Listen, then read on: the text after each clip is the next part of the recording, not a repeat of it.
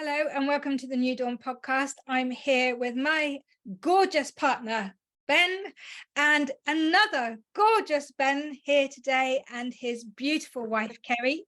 Ben is a communications expert and a coach, and Kerry, his incredible sidekick, is the brand support, PR, marketing, homeschooling, superhero, finances, everything. Like the dynamic duo, the absolute winning team. And I am so happy to be having this conversation with you today. It really, we were talking about this before. It is just to have these kind of conversations and to raise the importance of the topics we're going to talk about today, I think is just, well, it feels... I've been excited since we organised it, so yeah, it's exciting, it's interesting, it's our passion piece as well. So thank you so much for being here today. We've got a list of questions. so many for real, because what we've done is we watched some of your YouTube videos and your information that you've been giving, Ben, and it really spoke to us. And so how about we start off with, how long have you been together? Tell me a little bit about the both of you. That'll be me then. So we met in 2009 through business, and we became really good friends, didn't we? Ben was quite a different person back then, so he's changed a lot. And then we got together and very quickly had children and got married, and it all kind of happened quite fast, didn't it? Yeah, I think Kerry was this already amazing, honest, beautiful person from the inside out, and she found this scruffy guy in the gutter who she could see something great in, but she didn't know where to find it initially. So I was that wanting to be seen to be successful, full of myself, but also at the same time this contradiction of I felt inadequate, worthless, small, not good enough, and all that kind of stuff in this one body. And I don't know how she saw that, but I was really fortunate that she did. And where do we leave the story off? And then we got married and had children and lived happily ever. And then I lost all of our money about 3 weeks before we were due to get married. So everything was booked and paid for in Tuscany. And then a big property deal went very wrong. And we were up to 120 grand's worth of debt before we went. So we couldn't even have a honeymoon because I had lost all of that money. So we got off to a really rocky start in our marriage and relationship. Well, you could say rocky, but we sort of had to, it was like unlikely to get any harder than that. So we started at not the dreamy heaven, we started at the rock bottom. And we had to learn, and we got we recruited some really good help to start to help us build a rock solid foundation, literally from nothing. And if Kerry wasn't going to run at that point, then that gave us a lot of hope for the future. I was going to say, it sounded like what you were doing is you stripped everything back. The life gave you the opportunity to strip everything back and then create a solid foundation together. It's a bit of a hero's journey. A lot of these things that we talk about is a hero's journey, isn't it? How do we navigate this stuff? How do we go through our lives with the challenges that come up and the good bits, and how do we navigate that?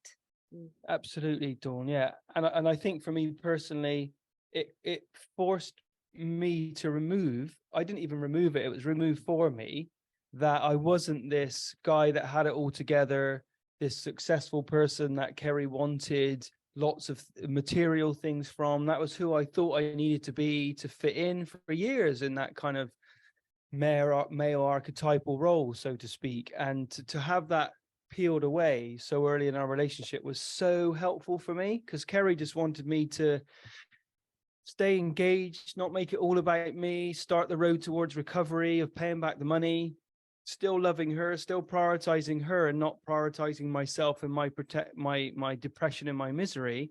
So it forced me to tear that off and to start. It was like being born again almost.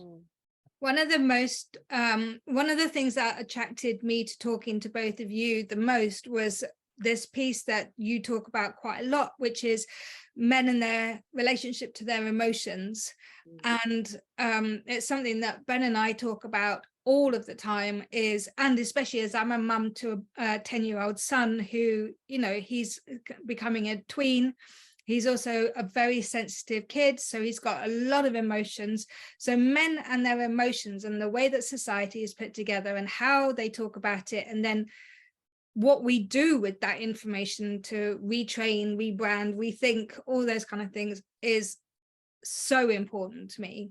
Yeah, I know with me, I spent a lot of time just pushing emotion down and just almost disconnecting from that whole thing. And I found over my life that it's been very hard to connect with people on any sort of level because of that. And so for a good few years now, I've been working on trying to build those sort of emotions back up and feeling everything, because I know if you stop the negative emotions, you also reduce the amount of positive emotions that you can feel as well. And it all has a knock-on effect to how you enjoy life, how you interact with people. Have you found that you've been like that with each other to some extent, or with other people? Definitely the other way around. Ben is definitely more in touch with his feelings than me, but I realize that's quite unusual. And typically the couples that we work with, it is the way that you describe it. It's the men, isn't it, that struggle with the emotions. Yeah, going into the detail of the response to that, and I think you're right, and I think we said it just before the recording started, was it's actually unbelievably difficult for anybody to just say wallop, this is exactly how I feel right now. And what's interesting about that is, even if we can, which is rare, great, cool, sort of talking opinions here, not in absolutes, often that first up emotion might not be what's really going on for you. That might just be the doorway into another set of emotions that are more uncomfortable.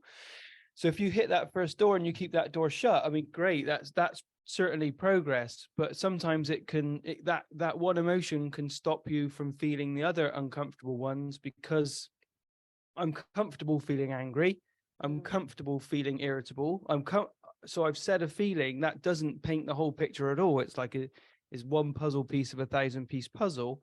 But to give yourself the space and safety, Ben, to venture into that and to really get in touch with those feelings. As a man growing up, that was certainly not an environment that was encouraged and embraced. Guys are revered for being tough, having a strong reputation. How do they score with women? Like, who's the strongest guy? Who's the champion? And I was the weird kid who wanted to talk about emotions and feelings, and you're careful to say that stuff in the playground because you're one step away from getting your head flushed down the toilet, But I really value that. It's almost like a huge part of me is being missed out if I can get access to that space of connecting with our feelings. And interestingly, you aren't so connected, would you say, to your feelings, Kerry, but you really benefit from us creating environments where you can. Is that how you would put it? Yeah, I had to be with Ben. That was just, he was the absolute my destiny. And I also think that there's a generational lack of talking about feelings as well. When we were children, I wasn't encouraged in my family when I was growing up to talk about feelings and hard things. If something was difficult, I was just instantly saved from it. We never dwelled on why do you feel that way. It was, how can we get you to not feel that way? Whereas we're raising our children and you're raising your son in a completely different way, in a completely different world where communication and feelings really matter. They're almost at the heart of our family. 100%. There's So just going back to one of the things you were saying, Ben, one of the things I found that I started doing, because you were saying about it and other things we were looking at, was when you ask someone, because you asked me loads, how are you?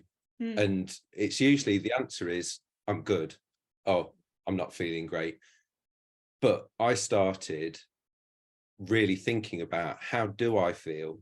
You know, not just giving a single word answer of good, bad, fine. Yeah.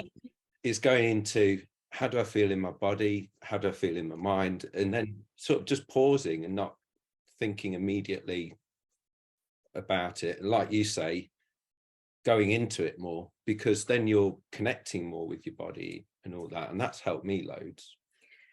I think that's a great point, Ben. I go to a lot of men's groups. You'll just have to tap me if I start banging on and on. And hang on, Ben, you were just telling Kerry that, weren't you? Because I'm just aware that people listening are going to wonder what you're banging. Oh yeah. So I just said to Kerry, stop me if I just go on a monologue about world according to me. Just please tap me gently. So you arrive at the fire at a men's group, and I am who I am, I think I'm instantly in touch with, I know where I am in this moment. There's always a mini ritual when we get to the group where you're off, you just walk off for 10 minutes and you go and connect with nature. You take your shoes off, you do something to connect with yourself, with the fire, with the environment around you. And after 10 or 15 minutes, when you get the chance to check in, you realize 15 minutes ago, I wasn't here at all. Actually, I was way up in my head. I was here on time, but I've been completely in problem solving mode. And it's taken me 15 minutes to just get grounded. And I've needed that time. I wasn't able to just say it straight off the bat. And so I've even had it today, because we had this podcast coming on, and I got up this morning. I was in a bit of a to-do list mindset. I was right up in my head, doing this, doing that. And then I'm hunting and looking around the house for things to do. I'm becoming more aware of, hey, you know, life isn't about the amount you achieve and how many boxes you can tick off today.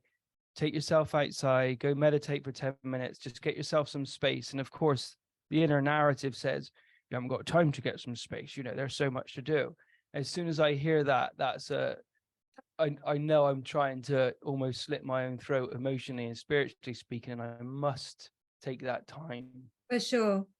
Ben and I, we don't live together at the moment. And so we're aware that when we spend time together at the weekend, we actively create space to connect and to get back in, just to connect again with each other. So what we do is we have these little ceremonies that we create, and we've done that right since the beginning, haven't we? Near enough. Yeah, near enough. I'd love to hear about. So one of us. I'd love to hear about an example ceremony. You're probably going to give me one, Dawn. Sorry for interrupting. Say that again. I'd love to hear about an example ceremony that you guys go through.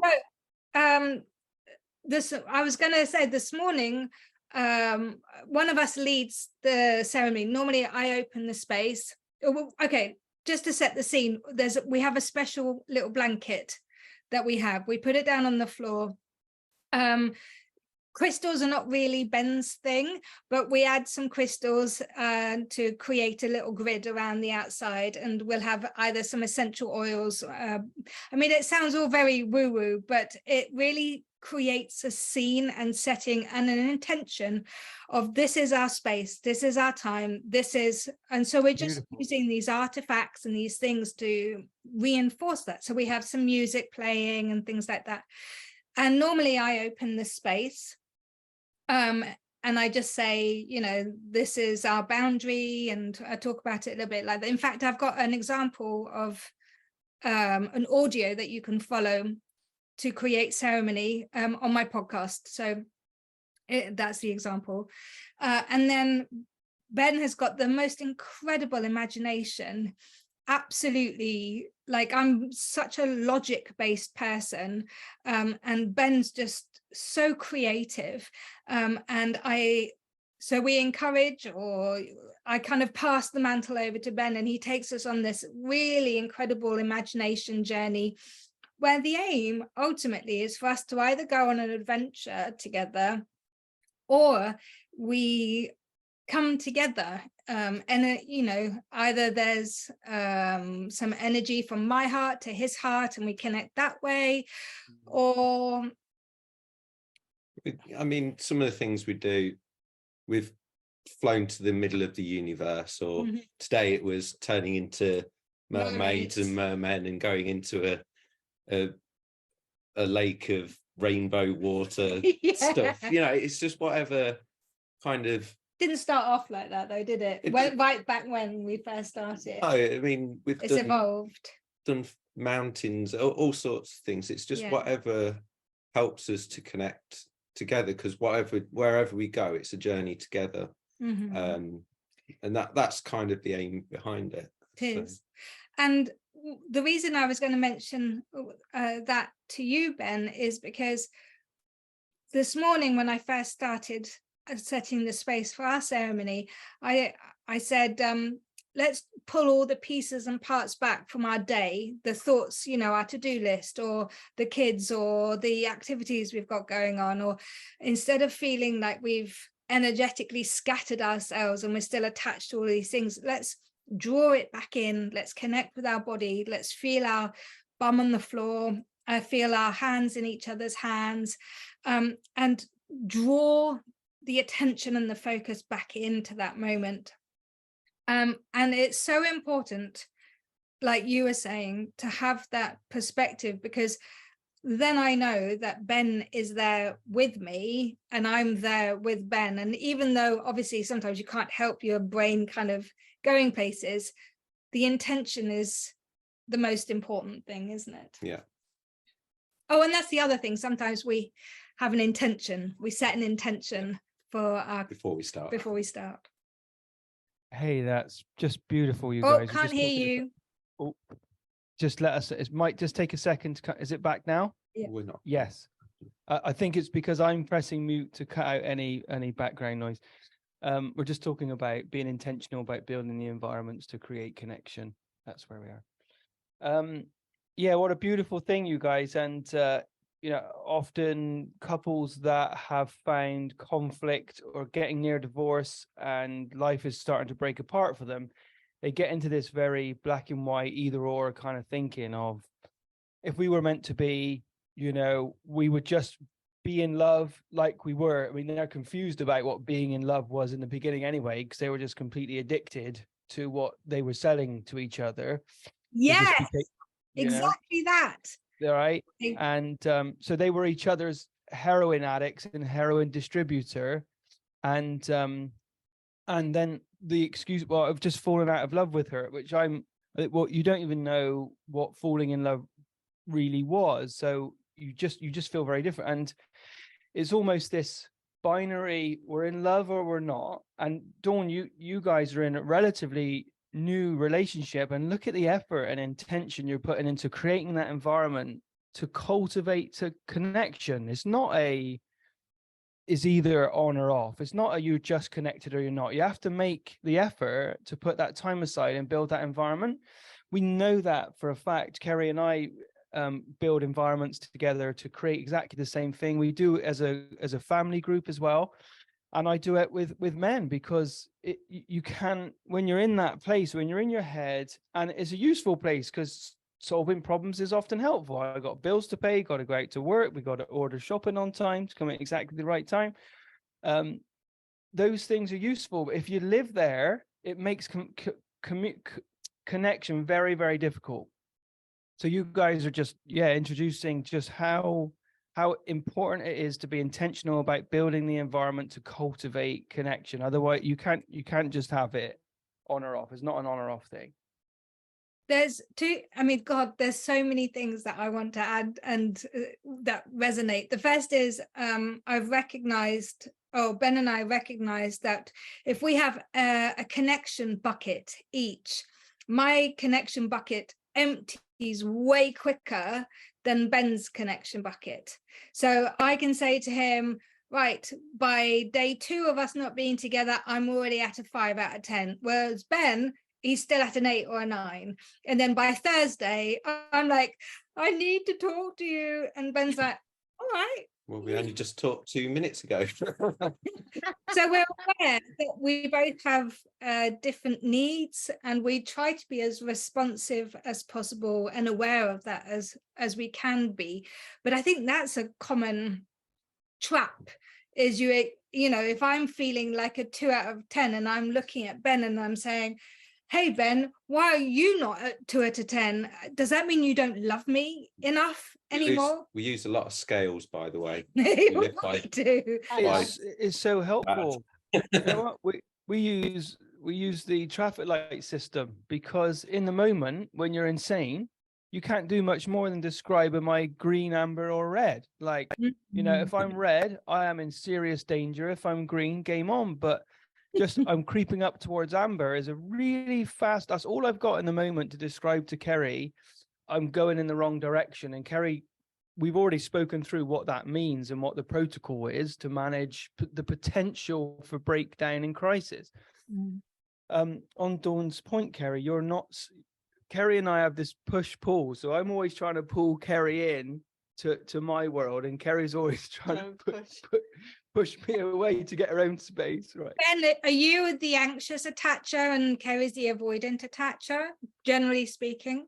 Yes. Yeah, that's correct. So Ben's the avoidant attacher and I'm the anxious attacher. So there is that dynamic of, where are you going, Ben? Come back. I'm going home. I need to. That sounds lovely. Yeah. So we have marriage meetings and we have marriage counsel here. We'll probably get into what counsel is in a bit. And it's always me that is creating that opportunity or reminding us. And it's not an ego-driven thing as in I'm the best. That's just something I'm tuned into, and I know is really, and Kerry does not resist it. As soon as I say a couples meeting is going to be really important or a couples counsel, Kerry never will say no, but she won't instigate it, and we just don't care. So that's my skill. Kerry brings a whole different set of skills, and I think that heart for you both to want to foster that is important. It doesn't matter who does the practical putting that in place, really. That's our opinion anyway. I really agree. That really resonates. Yeah, I mean, you're definitely the one that instigates it anyway. Yeah. I'm curious though, have you come across people who are in relationships where one is all about trying to instigate communication, the other one it's like stonewalling? How do you get the person who's stonewalling to actually open up and communicate? What advice would you give to someone who's desperate to communicate with their partner, which is generally the man that doesn't want to talk because they've locked the feelings down, they don't want the confrontation, whatever reason it is, and they're just like, oh well, we're together, and as long as I'm going out to work, providing, doing all that, I can come home, chill out. How do you get someone who doesn't want to communicate to actually open up and communicate? Great question. This is yours. I will answer that question. How does it feel for you when you're just not in that place and you're just not ready to meet at that level yet? What is that like for you when I'm clinging, I'm pulling? What's that experience like? Yeah, that makes me want to retreat further. There's definitely a good timing and a way to approach me, definitely, and I need to be in a good place. If Ben's trying to grab me and I'm already at a 2 out of 10, it's just pointless. When you say grab, do you mean like emotionally grab? Yeah. I know what you mean. Yeah.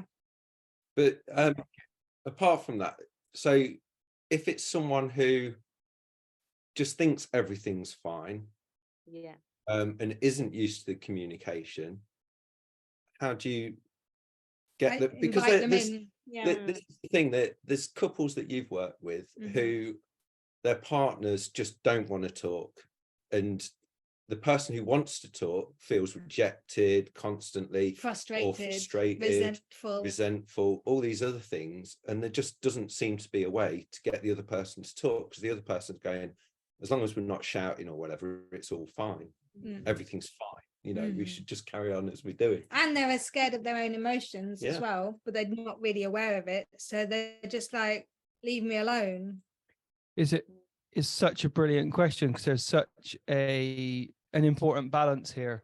One is orientated more so to creating that, and the other, left to their own devices, would just float away and not connect. So it's healthy for the other one to realize that, and we'll come back to your question in a second, Ben. And it's also really helpful for me when I want to connect with Kerry. It's probably 70-30. I know it's more for me, and I've just got to check in with, yeah, I do want that from her, and it's okay to be really clear in what I'm asking for. And that's a big part of the problem, is that people aren't really clear about what's going on. All they know they want to do is just bring Kerry in closer, and Kerry is repulsed by that, because she can feel that need. She doesn't mean to be repulsed by it. She can see I'm afraid, I'm clingy, and I want something from her. And in the moment that can go awry. So, where do you start? People want to engage, to connect, yes. And the language that they're usually starting with is they're looking to correct a thing. So it's very rare that someone would say, I'm feeling empty. You guys mentioned the buckets a moment ago. I'm feeling empty. I've used some tones with the kids this morning that I didn't like. I've been judging you in a way that you should have done this task more quickly this morning before we were going to go out, and you took ages to get ready. What usually starts to dawn on a person is what needs to be corrected. And then it often starts there, which is a disaster, because I'm on the front foot of attacking you. And it doesn't seem to me that I'm attacking you, because I'm just pointing out my opinion or my paradigm of my reality, which is completely different to Kerry's, right? So I lead with, we really need to connect, and you have been doing blank, blank, blank this morning. We don't lead in the way that I just suggested, where you have to get crystal clear on what mistakes you are making and lead with that. Kerry can be led into communication if she believes that this conversation is essentially going to be not a correction, but a conversation about how Ben can improve how he shows up in our relationship, right? So I'm not lying to Kerry. It's simply, what is the most effective and helpful way to start that dialogue? And it always starts with, if I'm the instigator, I have to be able to see what I'm doing that is not working and invite Kerry to have a conversation about that. If there's anything that would allude to, I just want to draw you into this conversation because I need to correct something you're doing, it rarely goes well. Have you got an example of a script or something that you've practiced that works well? That's a great question, Tool. So the answer is yes, actually. I've just written a blog on it because we had another email this week saying I want to move into counseling or coaching or therapy, and I don't know how to enroll my husband. I think she said something, my relationship is ready for the compost heap. Oh. And she's just, it's such a scary thing, because we mentioned those emotions that you are familiar with, opening the door to some infinitely more uncomfortable emotions. And so it's just a scary thing. But what's your alternative? You either let it continue to atrophy, or you start to have these kind of conversations. So our most recent blog on our website, The Marriage People, helps people with a step-by-step, how can I do this better, with some examples of what you could take ownership for yourself to lead into that conversation, because that is not normal communication for human beings to have with each other. This is such a leading question, right? But do you believe that communication is at the root of a lot of dysfunction in our relationships?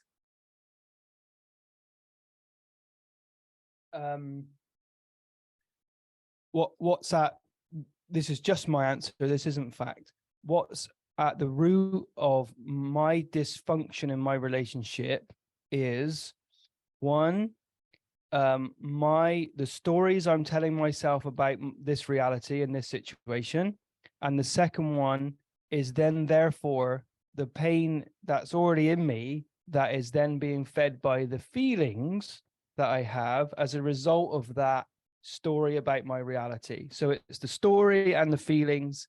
You could say three, the pain already in me, because it's one feeding on the other. That's my answer. So yeah, that's my answer, full stop for now. And then I completely agree with that. The story I'm telling myself is something that I have said to Ben repeatedly. So all that filter, isn't it, really? Yeah, the filter, the filter that we have that dictates the experiences that come at us and we have interact with them, and how wonky that filter is depends on the story, the thoughts, the beliefs, the wounding that we carry into those relationships. There's so many ways that I could go off. Like I'm thinking back to that time when you were just saying about the beginning part of a relationship, where actually you're carrying all of that into the relationship and yet you're not really aware of it, and then you're making up this kind of illusion of connection at first, which is valid on some level, but it's when the truth, anyway, that feels like a side note. I know I went all the way off. But what I like what you said there is that what I've learnt to communicate with Ben is exactly what you just said. And that, I think, is the art of the communication, is how do you help you understand you and then help the other person understand you, whilst the other person also feels heard and understood.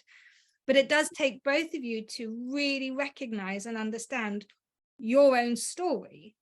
Do you agree? Okay. No, go on, Ben.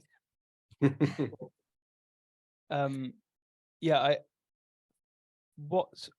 we were talking about the movie Whale earlier on, weren't we? And it doesn't matter if the listener hasn't seen that. It's a film about somebody who's heavily addicted to the consumption of food, and that's the way they medicate the kind of the pain, the discomfort, the uncomfortable feelings that they feel inside. And they don't, do you know what? Purely and simply, people don't have the vocabulary to put words to how they feel. And life is we're in such a rush. It's rare that a family just stops and says, let's stop what we're doing. Let's not go and get in the car, right? Someone's upset here. Let's all stop. We're even guilty of that. I've already got an agenda. We're going out for a walk after this call. We're going to go and have a coffee in Monmouth, and I know I'm already attached to that. So if there's a kerfuffle getting out of the house, and there will be, I'm already in Ben's entitled story, and Ben wants to be there by 3 o'clock, and I'm already imagining getting back to 4 o'clock. So I'm already attached to an outcome. And in that moment, I can't really see that is my problem, and I am the author of my misery. All I'm aware of with my eyesight is that Willow and Eden are arguing that they shouldn't have done this, that, and the other. So our environment and the information in our stories can be incredibly seductive and difficult to tune into. So do you need to be perfectly aware of what is happening to you in any given moment? I went off track, didn't I? I was going to bring us back to the overeating thing. I'll come back to there in a second.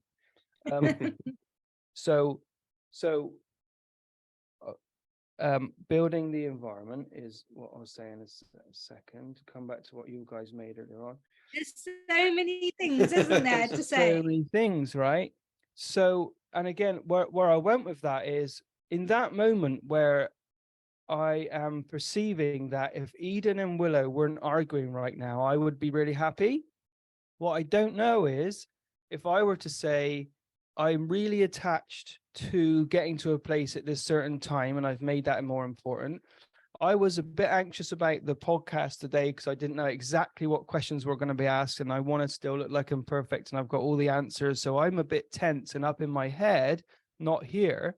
So, and that is my problem right now. I teach this stuff and it's still really hard for me to tune into that in the moment where there's that everyone in the household's moving 1,000 miles an hour. It's really tough, right? And I'm sure you guys have similar experiences.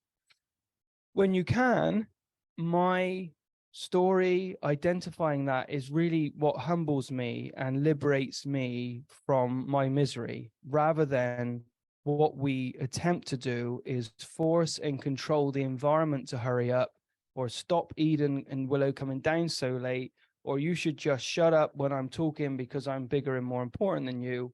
That just leads us to recreate the same kind of problems that we've all experienced when we didn't have sufficient time to really get in tune with how we feel. Long paragraphs, sorry. So third, you might not be able to see that in the moment. So how often are you creating as a couple opportunities like you guys, where the first thing you do is get your blanket out, get your crystals out? That might not work for you, crystals. Who cares what does work for you? It might be a nice little bit of food, some olives. People might like olives, some cheese, nice little bit of drink, non-alcoholic, hopefully, as personal preference. And we bring our children into environments where they do have the space to communicate how they felt when I was barking at them to get out of the house. How was that for you? How did that make you feel? And they are able to give that feedback retrospectively, even if you can't perfectly do it in the moment. I would never expect, I probably do expect that of myself, but I certainly wouldn't expect that of Kerry and the girls. Yeah. We talk about that too, Ben, about how we're not always in the moment people. Like, I don't mean present people, I mean we both like to have time to process something. So we might have a reaction or a behavior and then have time to process and think about it, and then we create an understanding between us that you are allowed to bring it back up after however long you need to for clarification once we both had a think about it. Would you say that there are ways of communicating that actually I was going to say, what should we be aware of in order to communicate better? I'd love you to answer that and then I'll give mine. The question was, what should we be aware of to communicate better, more effectively as a family?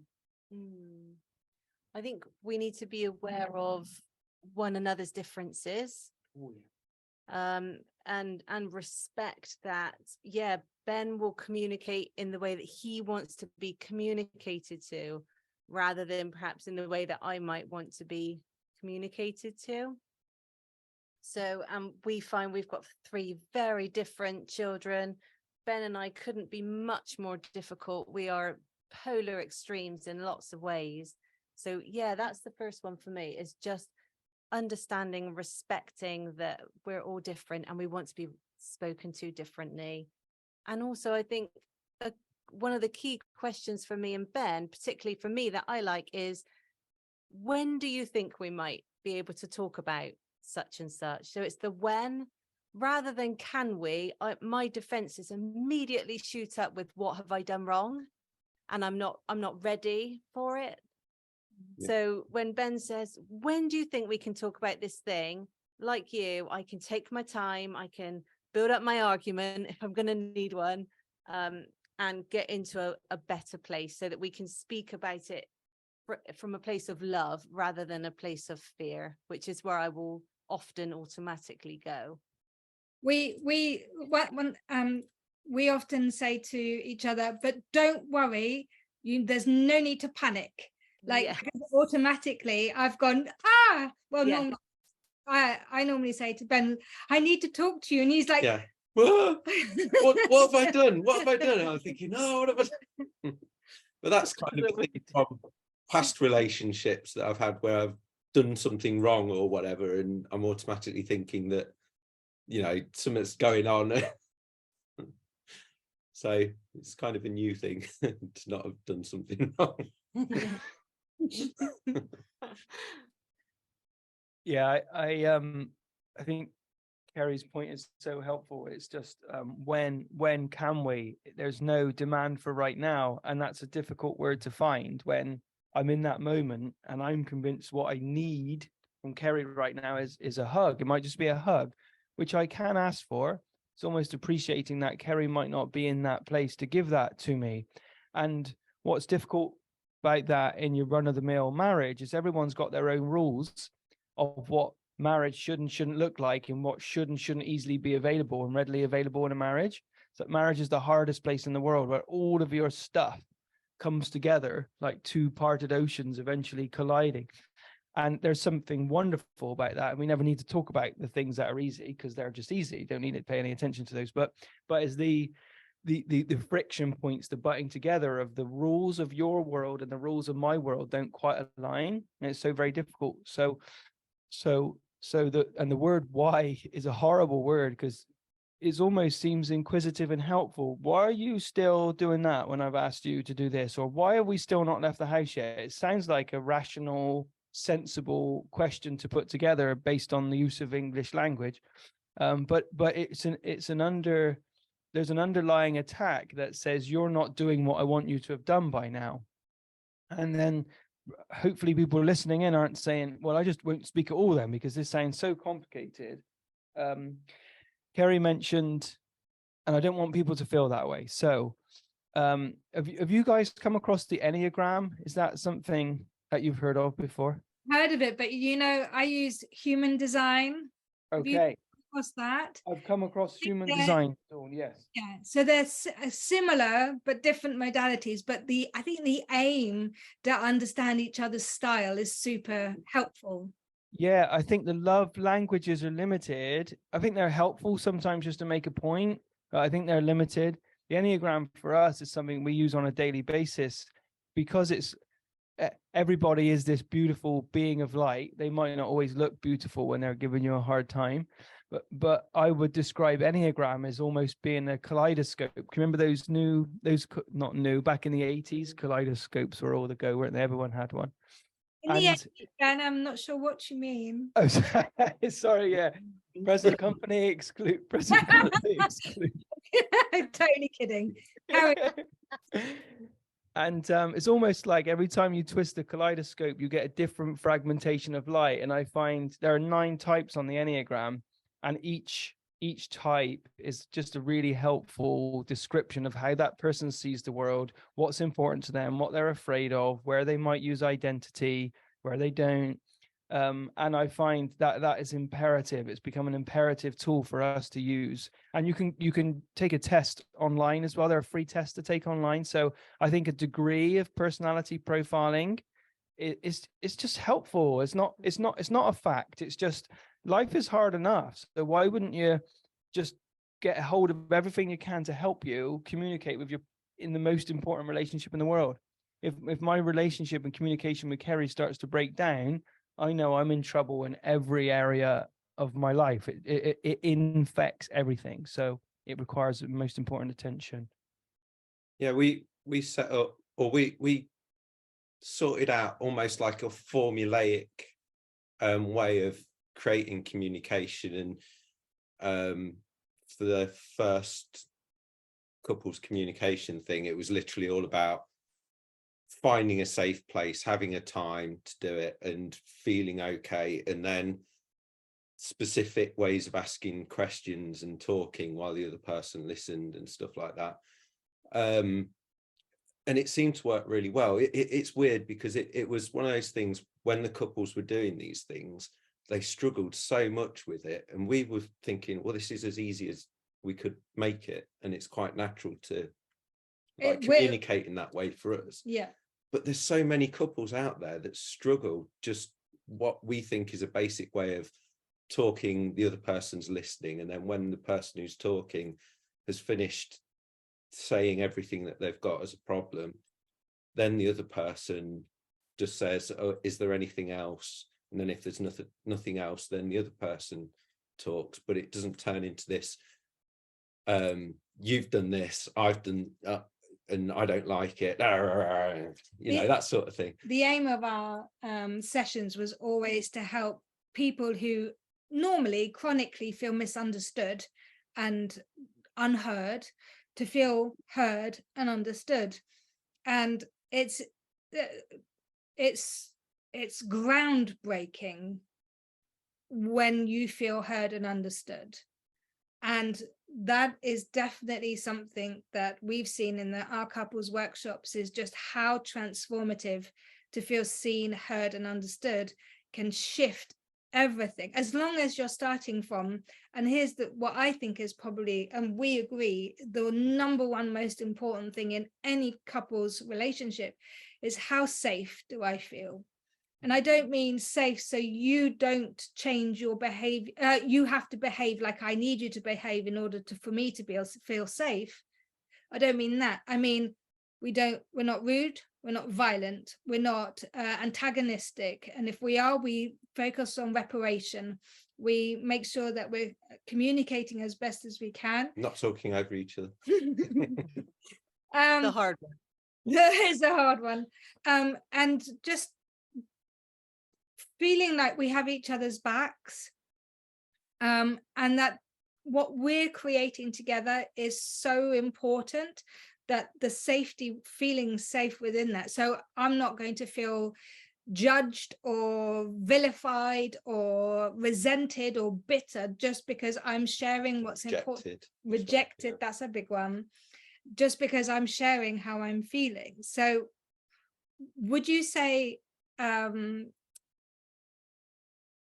do you go about creating healthy communication, apart from, respecting different styles? Is there like a format that you help people to navigate? Like, because I think most people don't actually know how the format of how to communicate. It's kind of weird, isn't it, that making something into a format can help people to just go through something until they get used to it. But yeah, sorry. Yeah, thank you guys. Yeah, so this in a way I wish this was mine, but it's not. It's something that's been handed down and is in a cultural form of communication from Indigenous American tribe, and it's something that I've been trained in and I've been doing for years in men's counsel circles, because I don't know why, there's just something in me that I don't have to work at, that's always hunting for, how can I improve communication? How can we build environments that nurture? I'm always looking for the best emotional and spiritual bag of compost, to grow everyone. So I describe myself. That's so good. I love that. Yeah. Right. And yeah, it kind of keeps me that I'm right at that lowest level as well, but there's the science of growing veg is in the food, in the compost, really. So it's called Way of Counsel, and yeah, it's certainly not ours, but we're ambassadors of it, because there are some very simple guidelines that help you govern the space. And what is wonderful about it is it stops conversation, although there's absolutely a place for a conversation. Conversation's fine, but it promotes really healthy and effective listening. That's the problem, right? And why is that a problem? It's because when Dawn is sharing her experience of the morning you've just had when things went a little bit awry, Ben's listening. I'm not saying this is a fact about you guys.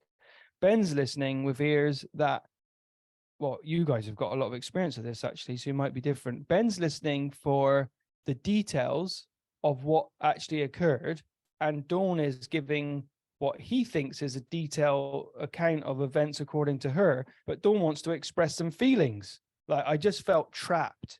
And Ben's going, well, she's got that wrong, because we didn't go to that shop first. We went to the other shop first. So she's already got that wrong. And then Ben's already listening to a different thread of the communication. Dawn's like, he's not listening. I can see. I felt trapped. And Ben's gone, well, no, because we didn't go to the coffee shop first. And then Dawn's feeling completely unheard, because Ben's thinking about which coffee shop we went to first rather than what Dawn's feelings were.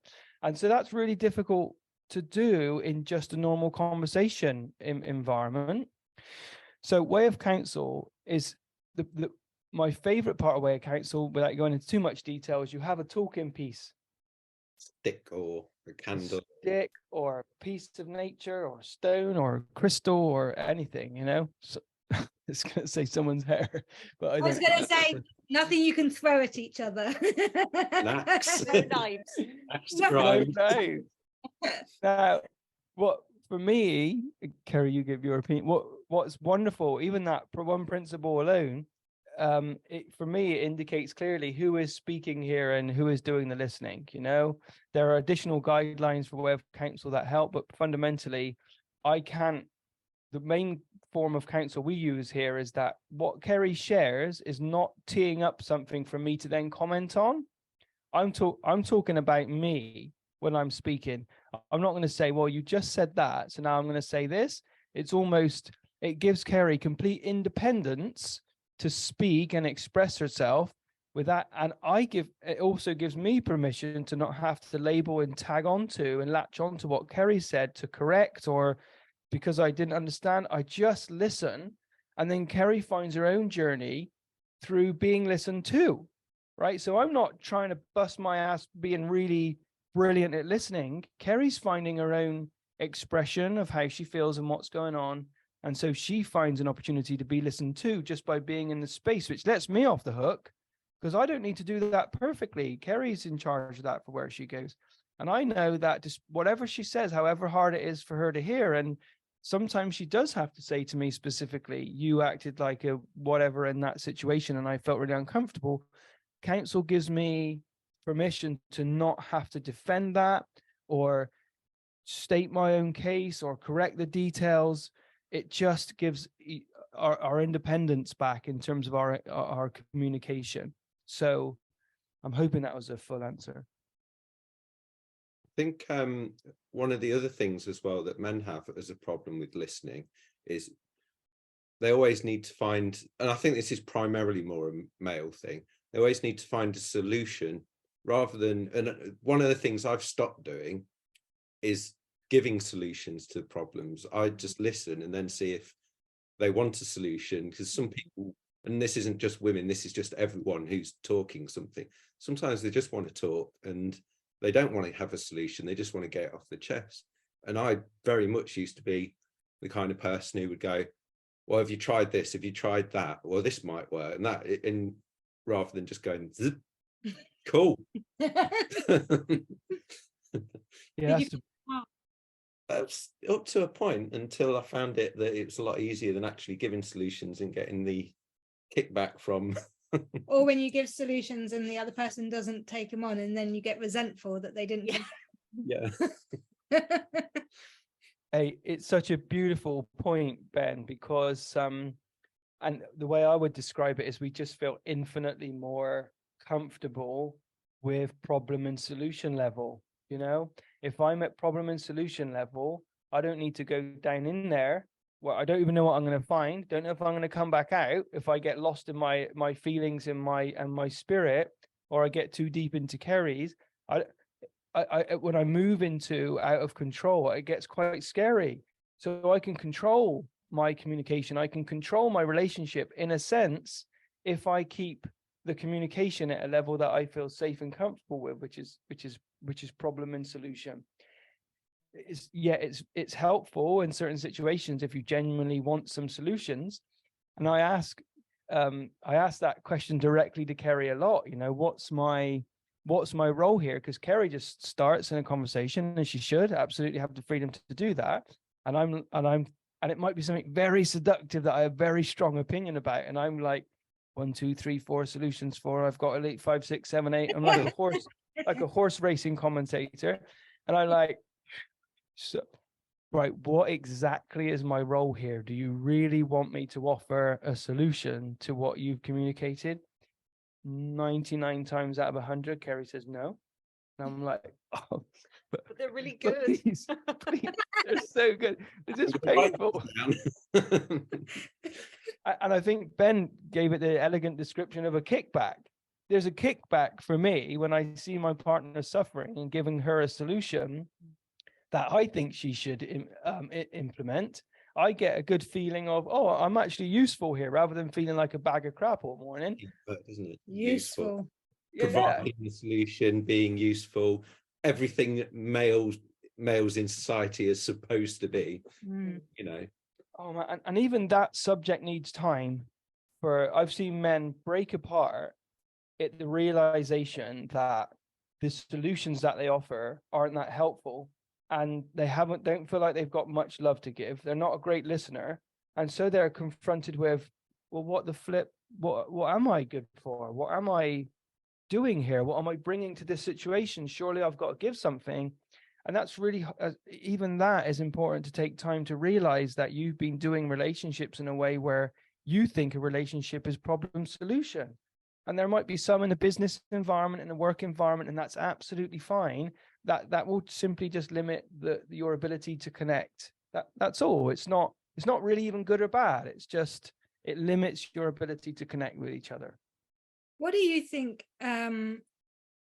is the most difficult part of learning to communicate? Is it the listening piece? Sure.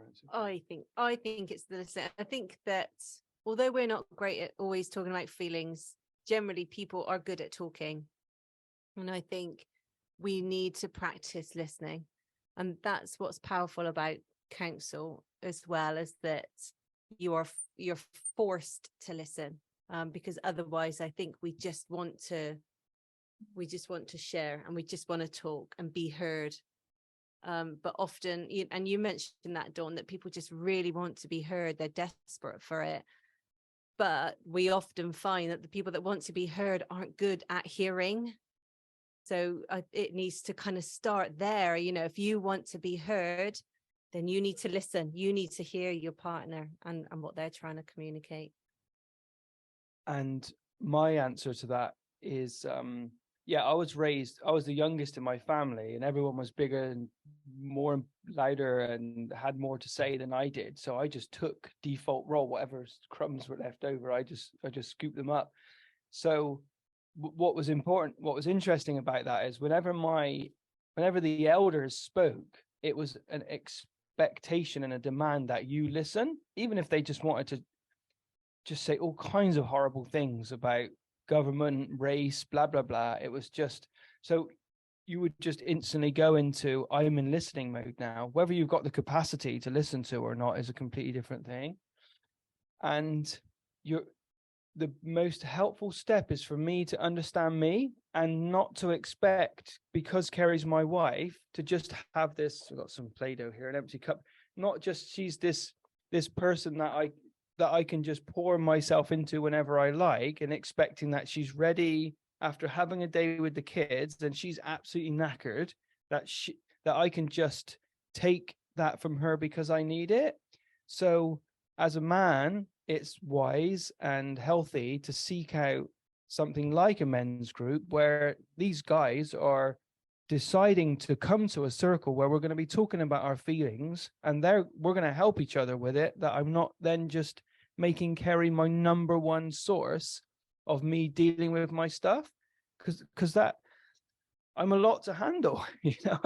I got a lot to say, and I want someone to listen to me a lot, and just forcing Kerry to be that person just squishes who she is, and it creates another set of problems. So finding an environment outside of your relationship, I suggest same sex, doesn't have to be, but I suggest same sex, gives you just another income stream of spiritual and emotional health to improve your relationship with your partner. That's what I think.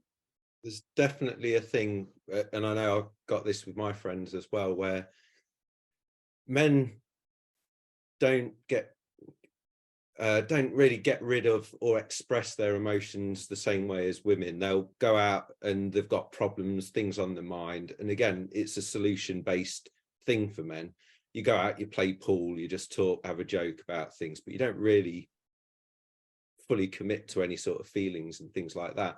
And I think when you're trying to communicate that to your partner, if they don't understand the difference in the way men and women talk about things, there can be very much a kind of wall there in the ability to understand it. And so you'll have women talking to their men like they would to a woman. And that's why men don't really get, why are you being so emotional about this? It's quite a simple thing. And it seems like it's a much easier thing to a man than a woman. And then you've got a man just talking like he would to a man, to a woman. And she's going, well, why are you not unhappy about this? Why are you not angry or sad or excited or whatever else? Because there's things you'll get excited about. And I'm like, well, it's not happened yet. So I'm not excited about it yet, or something. Or because I know it's like we were saying about attachments earlier. I don't get attached to an outcome, whereas you will get attached to outcomes. I'm already excited about, if it's in a month's time, I'm already thinking about it, and I'm excited about it, and I'm trying to calm myself down, but I'm attached and I don't want to be, but I'm trying not to be, but we all know I am. And whereas I'm like, well, if it happens, it happens, and I'll be excited at the time, you know, and then if it doesn't happen, I'm sort of, okay, that's fine. Whereas you're like, no, that's true. But I find, so going back to what I was saying before, I find the way men communicate with each other and their emotions is so much different to the way women communicate with each other, that's part of the problem in couples, with the way they communicate with each other, because there's a lack of understanding. I think styles. We were talking, sorry, Ben.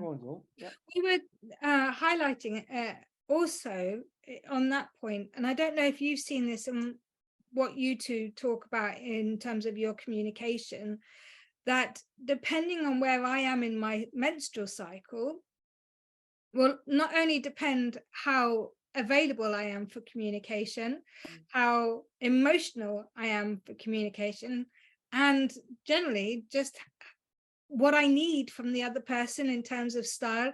And it can vary significantly. Like I can have a rational conversation when I'm ovulating, and then a couple of days before my period, like I don't know, not every month, but it can be quite an emotional experience where I'm like, I don't stand.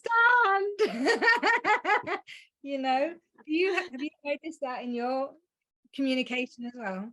Yes, definitely. Yeah, Ben. And again, I think the art is in letting your partner know. I don't really need to let Ben know. He often tells me he sees it before I do. There's those magic words. It's the time of the month, is it? And then he gets his coat. And no, it's not even that. He's like, he'll actually say to me, "Is this day 21?" Yeah. How far off of day 21 are we? Yeah. Just inquisitive, because I know it's day 20 or day 22 because I can feel it. My face changes apparently. 100%. Yeah. Or he'll know if I'm ovulating, and so we won't talk about big things then, and he won't try and get from me too much. He knows if it's the week leading up to my period, then he has to go and seek wisdom elsewhere. He has to go and find other sources of people to listen, because I'm in another room for the whole week, near enough. I'm emotionally, aren't I, so withdrawn. He just has to go and get filled by other people. And that's and just a disclaimer almost, when I'm suggesting or asking, are we close to day 21? It's not a ridicule of Kerry. It's not an attack of what are you doing being at day 21? I need something from you. It's really genuinely gauging how much emotional capacity is available here. It's a smart question. If I'm chiming in with, I need you, I'm going to give you both barrels, and I need to get you to be listening to me for half an hour, and Kerry's not there, that really, I guess I'd go as far as to say violates Kerry, you know? So yeah, Guy, sorry, I missed that, Ben. How much wine and chocolate's needed? So I'd be on calls, new couples, I'm asking her, where are you at in your cycle? And some guys look at me with a look of absolute terror. They can't believe I've asked her where she is in her cycle. He looks at me like, you just can't speak to her like that. And what's hilarious is she always responds to me like, yeah, I'm getting close to that kind of time actually. Yeah. And then she starts opening up, and he's looking at, like, he can't believe what's happening in the conversation. At the same time, she's given me a very different authority and permission to have those kind of questions and to make those kind of inquiries.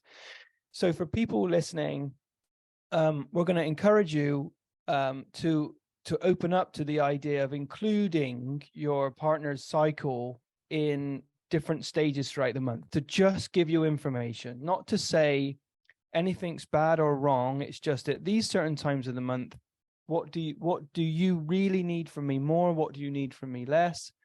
And again, it's really important to ask for what we want. Before I just go in both barrels with Kerry, I have to inquire, where are you at right now? I've got a lot to say. How much airtime can you give me? Kerry says, isn't it? Sorry, Dawn. So respectful that way. Yeah.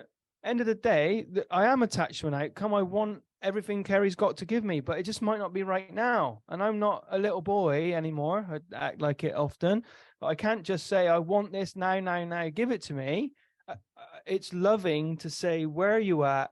I really need this from you. When am I most likely to get it?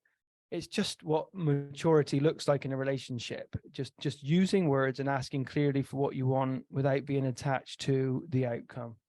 It brings in that marvelous thing called clarity that we were mentioning earlier. That's right. It makes life so much easier, doesn't it, when you ask and don't guess. Well, that's the other thing. I don't know. No mind reading involved. Yeah, no mind reading. That's the other thing, isn't it? Like Ben and I are conflict avoidant. We are not fans of conflict. And we have learned independently of each other how to communicate with people from almost like a maladaptive space of trying not to interact or incite violence in our relationships or with other people. You're like a master at it these days. But it has meant that we practice by default non-violent communication. But that means, like exactly like you were saying, you have to be clear. You have to really want to share and share openly, because otherwise you are mind reading and you're going to make a story, to bring it all the way back to what you were saying earlier. The story I'm telling myself is, and then watch it as it explodes. It's massively important, the words you use, though, because a lot of this, and you'll know this is, I don't want to tell you how to suck eggs or anything, but it's all these things where when you communicate and it's, you're doing this wrong, and it's you, and we're supposed to be using I feel like this, and making it not about you, but expressing how you feel to the other person so that they understand more where you're coming from, rather than being I think that's a great point, Ben. And you know what? It's okay if you have to start there, because often Kerry will lead into where am I by highlighting what I've done wrong, which is okay because pardon. You give us an example. You aren't making me a priority right now, right? So you're busy and I'm just not feeling like you're a priority, and I'm like, because we actually we got another men's retreat in September in Brecon, and we had a men's retreat in February, getting them in cold water out of nature, getting them in council in circle. It's just out of this world, heaven. And I wasn't that organized. I did well to deliver the event, and I'm walking, Michael J. Fox in what was The Secret of My Success, when he's walking on sunshine and everything's going his way. You might not know that if you're not an 80s child. And then Kerry and I went out for some quality time together. She says, I've got to get something off my chest. And I'm like, oh, great. Yeah, I'm ready. I can hear you. Because like, must be about someone else, because I'm sure they screwed up. So I'm crushing it right now. And Kerry says, and Kerry says, you're not making me a priority, and you're really busy, and you're in your head, and and it went on for several sentences, and I'm just getting more and more squashed. And so we've had so much experience of this that my feelings were hurt because I felt I was doing really well, right? So the conversation continued. We went and sat on an important rock. It was called the Conversation on the Rock, is being referred to as. And Kerry, when she finished her number of sentences, she says, oh, that feels so good. I just had to say all that, you know, and in that moment, she can't reframe the words to take ownership. She can only communicate what she can see with her eyes. And I'm like, okay, I did have to say, well, I could have heard this easier if you would have just said, here's where you're doing well. Now I need to tell you where you're not doing well. Because I start hearing nothing Ben ever does is ever going to be good enough to make me happy. Do you know what I mean? And if you're willing next time, because I know there'll be a next time, to just say, here are 2 things you've done great. Now I really got to let go. It's called we'll have feedback swear. sandwich. Oh, a feedback Yeah. sandwich. But good, bad, good. I can really relate to that, Ben, because my love language, you know, to really be reductive with this is words of affirmation. So if I'm hearing words that are not stroking my ego, I'm automatically going, oh no, oh God. And I'm a worthless human being, and this and you know, you're lovely. yeah. Do you know what I mean? Yeah. I've got some experience of that. Yeah. Yes. So it sounds to me like you two are doing some really incredible work for the people who are desperately in need of learning some tools and genuinely want to connect with each other. They love each other, but they don't know how to bridge that gap between where they are and where they want to be. And I know that you've recently rebranded to the Damn Good Listener, and listening to both of you talk about this topic, it is clear that not only are you passionate, but you're experienced in it, you're relatable, and the people who are going to come and see you are absolutely going to reap the benefits of the benefits. I fucking love it. The benefits of being with surrounded and with you both. Now, the last thing that I wanted to ask you, because honestly, we could talk to you for hours and hours, but you talk about the importance of wholeheartedness, and I'm guessing wholeheartedness feeds into communication and listening and the marriage piece and being in a connection with each other. But can you describe to me what wholehearted means to you? Yeah, just that word makes me feel emotional for where, you know, this is a safe space here. It's going all the way beyond that door of what's comfortable and into that space of absolute vulnerability where I don't know if I'm going to come back out of here, you know. And so often I have this conversation with people and I can see in their face that this is as far as I want to go with you right now.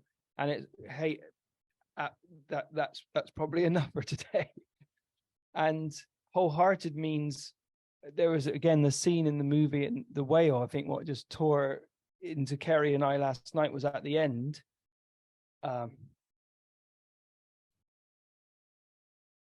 When he says what's amazing about his daughter, and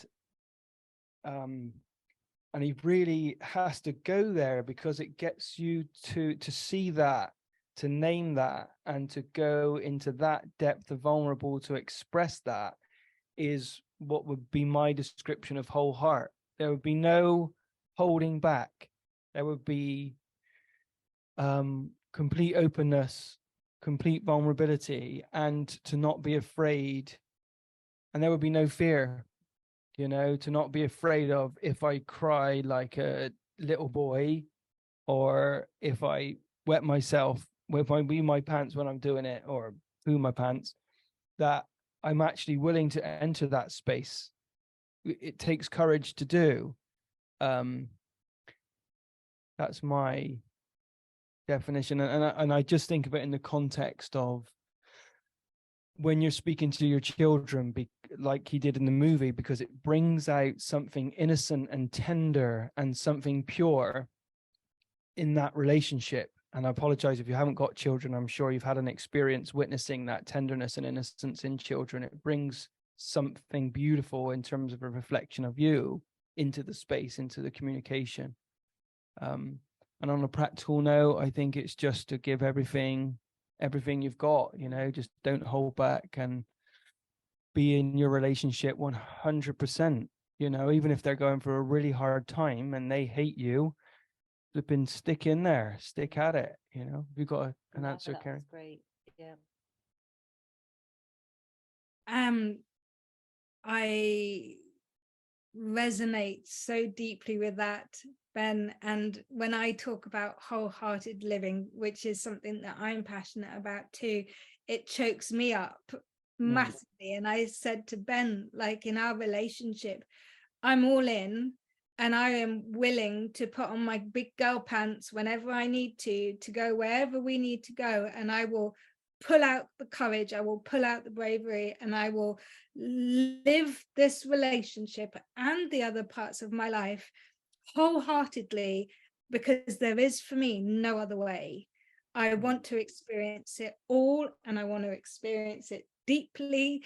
And I think that's part of the thing that you appreciate about me, is my passion for these things, isn't it? But it gets me, it really it really gets yeah, and I get that. I'm still trying to be brave enough to live everything wholeheartedly and get all my emotions out and things like that, because I find it hard to cry, and I don't think I've cried since I was about 14, 15, 16. Done it once when we were together. Have I? Was that like one tear that went down?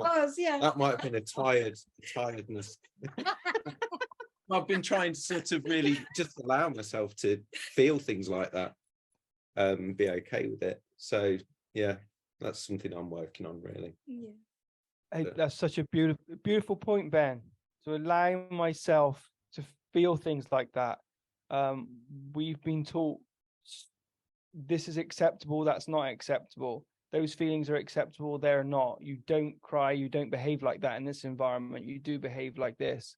And to give yourself that permission. At the men's retreat, we spent a lot of time building what does a safe container look like? What's a safe space for these men? Because everyone's ready to abseil at different rates. Some people want to check the harness and don't want to go abseiling into the depth of their feelings and their spirit yet. Some guys are already harnessed up, and some of them are diving in the cave without even getting harnessed up. And everyone's got their level, everyone's got their own rate of evolution and opening up to this, and that's okay. It's absolutely okay to be where you are. And if you're listening to a podcast like this and following Dawn's stuff, you know, what a beautiful thing. You know, what a beautiful thing. It's like there's no right or wrong way. We're just exploring what's possible, aren't we, really? Yes. Yeah. I think the only wrong way I can see is not to try, or not to grow, and you know, just stay in your own pain all the time. It's like the whole thing of being uncomfortably comfortable. Yeah. That's a big thing, really. So get out of the pain, get out of the whatever little circle you're stuck in, you know, and just push the boundaries. I think it's important. I need to go and do another thing in a minute, don't I? So. Thank you both from the bottom of my heart for this conversation today. I feel like that's how I start off my sentences. I feel like Ben starts off, I think. Well, I'll tell you what, I can start this off with, I knew this was going to be a good one. But thank you. Can you please share with us how people can get in contact with you? I'll put the details in the show notes and in the YouTube video as well. But if you could share, especially also your Men's Council Circle, how people can contact you about that, please do. Yeah, thank you guys. Yeah, we've just rebranded a lot of our social media stuff with the Damn Good Listener. So you could just sort of follow us there. And if you come to the marriagepeople.co.uk website, we've just put some really straightforward, easy to follow videos. They're £5 each. And they just, for people that just want to reconnect and explore this stuff and have something that their partner can just sit down and watch without having to work too hard, and get some kind of guidelines for how to start to take this stuff into their relationship. It's easy watching, it's easy to do. That's where you would find some of that helpful stuff. Thank you so much. And I hope that you will come back onto this podcast again in the near future, and we can delve into some more of this juicy and important topic. It'd be awesome. It's been really good talking to you both. Thank you guys. Thank Such you. a gift. Thank you very much for your time. That's amazing.